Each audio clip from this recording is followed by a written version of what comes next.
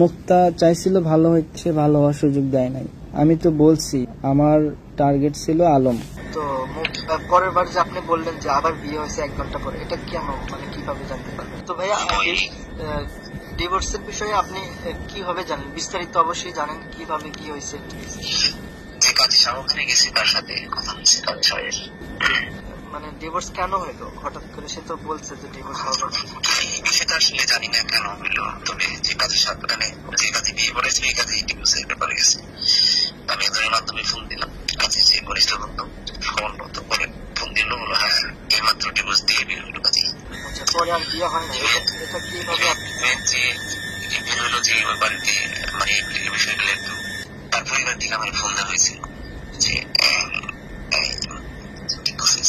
তো পরের বার যে আপনি বললেন যে আবার বিয়ে হয়েছে 1 ঘন্টা পরে, এটা কেন, মানে কিভাবে জানতে পারবেন? পরে আবার ওইখান থেকে ফোন দিছে 12টার দিকে যে তবে আবার ওইখান থেকে নিয়ে গেছে, ফোন করে নিয়ে গেছে আবার নাকি বিয়ে করাবে।